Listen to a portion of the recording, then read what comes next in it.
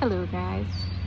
I was gonna say I have been very, very raw emotionally this last week or so, maybe 2 weeks. Just it feels like everything is coming in all at once, and there's so much to feel. So it's kind of overwhelming. But I was thinking about the fact that uh, things are more crystal clear, and why do we go to war? The questions that are in my mind of why do we fight? Um, why do we feel pain? Why do we have the burdens that we have? And that's a duck. The answer came very clearly to me, and I've always known that you need the opposite of things in order to be able to sorry, I'm distracted. There's so many birds and so much happening around, and I'm just every time I see a movement, I'm distracted. But I've always known that we needed the opposite of things. You need to know pain to experience joy. You need to know loss in order to experience abundance. You always need that opposite.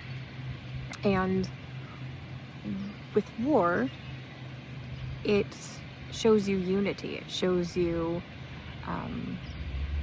it's hard to see us all as one without seeing us as separate. And so there's the aspect of duality and realizing that war also shows us how to find peace. And there's so much that's been coming in. Like I said, I've been super raw the last couple of weeks, just emotionally, and just feeling so much, and feeling the burdens of the world, feeling my sounds like he's laughing, but feeling my own personal weight of things, and feeling everything from everyone. And I just kind of shut down there for a second. I think yesterday was probably the peak of it, because I was super raw and super emotional, and just asking why, why is there all of this suffering?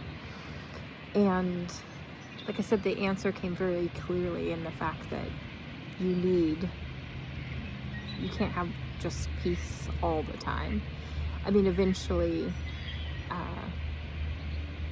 that will happen, but that's years down the road, multiple years down the road.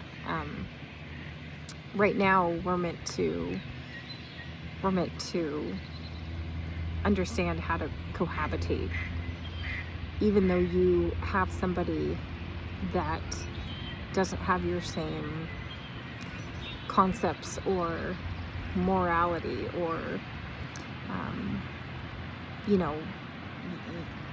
your idea of how the world should work. The point is to be able to find a common ground with people, and to realize that we're meant to work together. We're not meant to be separated. We're not meant to be divided. We're not meant to,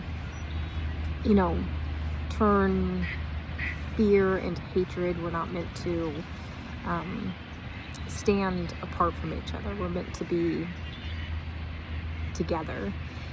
And in order to do that, we have to be able to understand how to work with that duality, and how to still have oneness within that duality. And so that was something that I was just thinking about, because I know that a lot of people might be in the same situation, but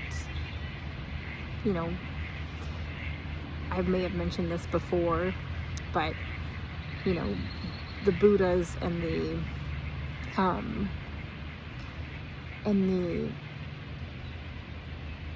those that are actually, like the Christ consciousness, they don't say, I will love these people but not these people. They welcome all, and they do so because they realize that we are all one. And that's hard to wrap our heads around when we don't always like everybody around us. But what I've been trying to do lately is I've been trying to see the love in another person. So if somebody is rubbing me the wrong way, I try to see, one, the lessons that I can learn in this situation, and two, I see what aspects I can heal within myself to help soften what I feel for the other person. So say somebody that doesn't respect boundaries, and I tell myself that it's time to have that, respect for myself, and it's time to really know what I will put up with and what I won't put up with. And then in doing so, it helps to create clarity, and it helps to, in that moment,